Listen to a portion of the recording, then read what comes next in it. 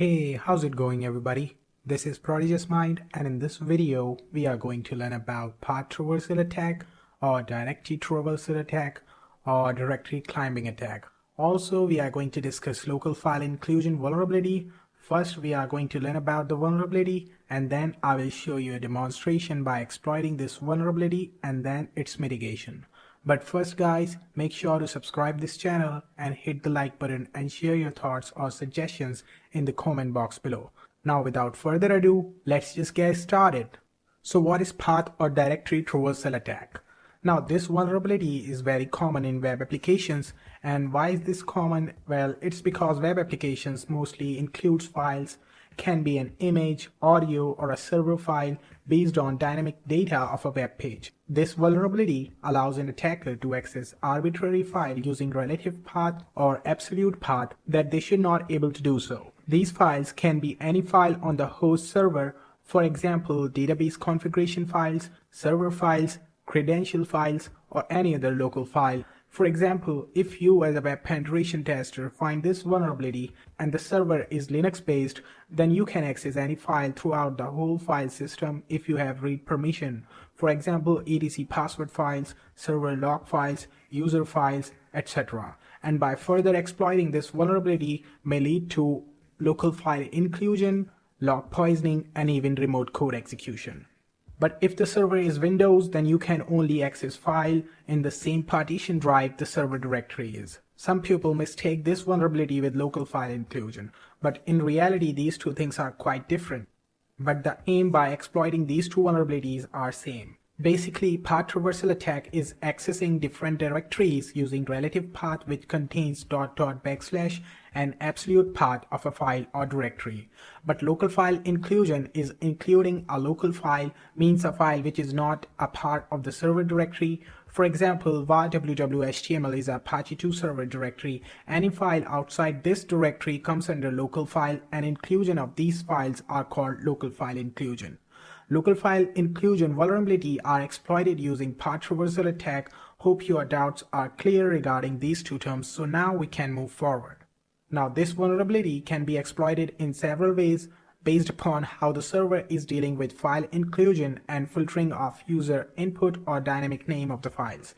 Again, it depends on the restriction a web application has accessing other files outside the server directory or even in server directory. But the aim is always the same, to access files by feeding a crafted payload of relative or absolute path of an arbitrary file. Now this relative path of a file is nothing but a path relevant to the current directory, and the absolute path is a path of a file relevant to the root directory of the file system. Let me give you an example of these two paths for a better understanding. Let's say you are in var www.html directory and you want to access a file which is in opt directory. Now we can access this file, let's say xyz.txt, in two ways. First is using the absolute path, for which the path will be opt xyz.txt, and the other one is relative path. Since you are in var www.html directory, then the relative path of xyz.txt will be this. So how can you as a web penetration tester or a bug bounty hunter detect this vulnerability or check for this vulnerability in web applications? In most common scenarios, you can check it in the get parameters. If a URL is like this, note I said in common scenarios, it can also lie in post request parameters. You can see by looking at this URL that this file page has a get parameter f with value talk.png. You can play around with this parameter to check if there is any vulnerability or not. By manipulating the file name, usually you have to check using different payloads because of filtration and error handling.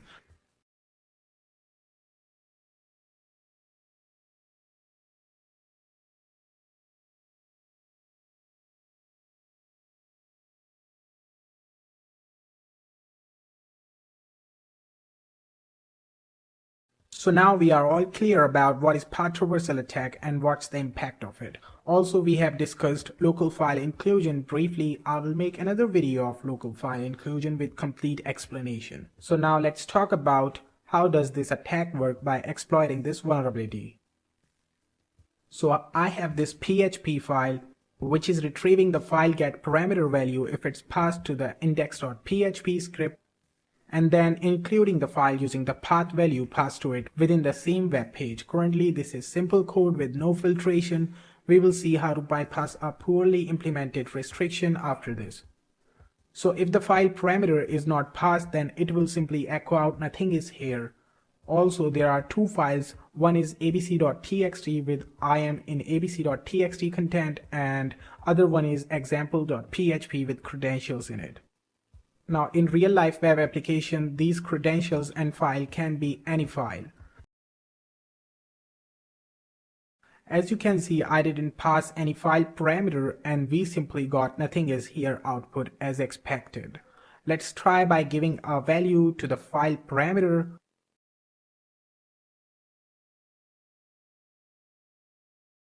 So now we have included abc.txt file in the same page. Let's try to include our example.php script now. We got no error. Looks like our file has been included, but why can't we see the content of example.php file? Well, it's simply because we did manage to include example.php in the index file, but we used include keyword, which simply means our PHP code is executed on the server, and since we didn't echo out anything, that's why we didn't see any content. So how can we see the content of this PHP file? If there is no validation, then we can easily trick the web server into echo out the content of example.php in base64 encoding. How so? So this PHP wrapper will read the content of the example.php file and echo out its base64 value.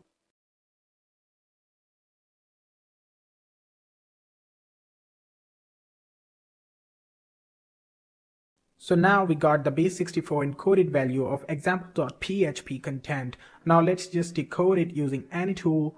I'm using my tool. I will include GitHub repository link of BlizzardWrap in the description box below. This is a command line interface tool which supports more than 15 encoding formats. Anyways, you can use any other tool to decode this encoded string. As you can see, we managed to get the content of a server file as well. Let's include a file outside this directory.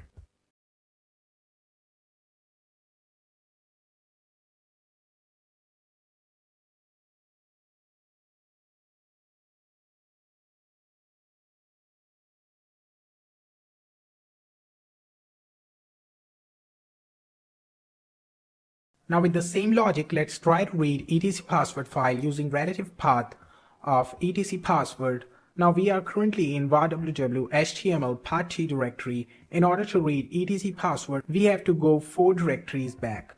Now let me show you how this whole thing will work. We could have simply used the absolute path of etc password. It could have worked either way, since we haven't implemented any restriction or filtration. Now let's implement some restrictions based upon the input data we get.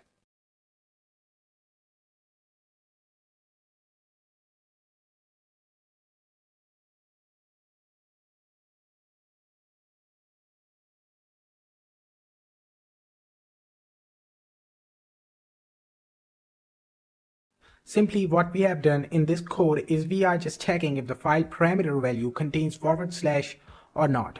A string post function is an inbuilt function in PHP that returns the first index of the substring, and isNumeric function just check if the return index is numeric or not. If the file parameter value contains no /, then a string post function will return nothing. Now let's try to include files.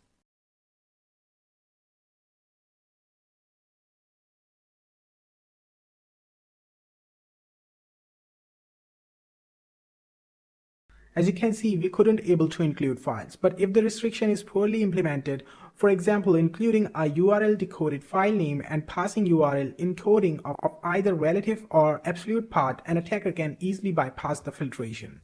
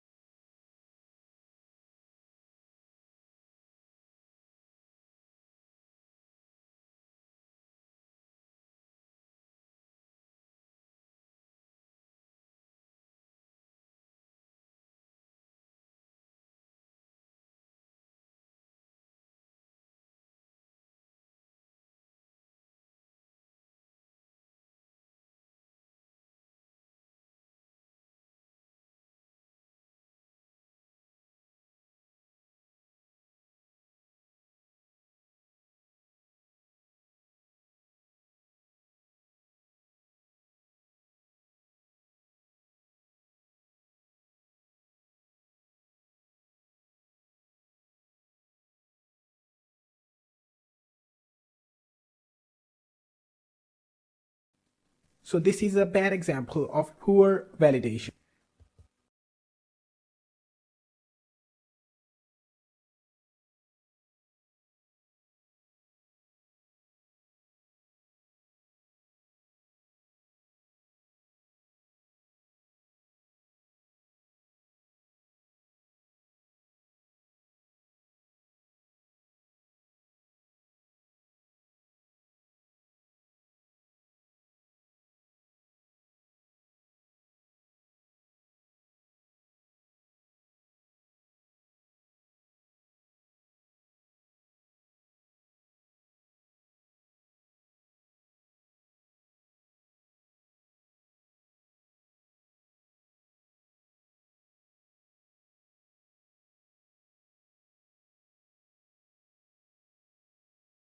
There is another inbuilt function in PHP programming language that helps to mitigate the path traversal attack. That is basename. Now this inbuilt basename function only returns the file name. Let me show you an example. As you can see, whatever path we pass to the web server, using basename function, it only returns the file name. For example, adding www.html directory before the basename file will only include the files inside the www.html directory. Now with this same logic, you can add any directory before the basename or after the basename based on where the web server is including the files from. Now let's discuss some ways to prevent or mitigate path traversal attack. First thing is not to include a file passed by the user input. But if it is necessary, then make sure to implement validation before further processing. That can be done in two ways, whitelist and blacklist. Whitelist and blacklist is nothing but user-defined character to validate the input. Second one is to use basename function if the server-side language is PHP or any other function similar to basename in any other programming language, or any other user-defined function to validate the user input. Now that's all for today's video. Let's meet again with another cybersecurity or programming related content. Till then, take care and make sure to like this video if you have enjoyed it and it's been informative for you, and also subscribe this channel.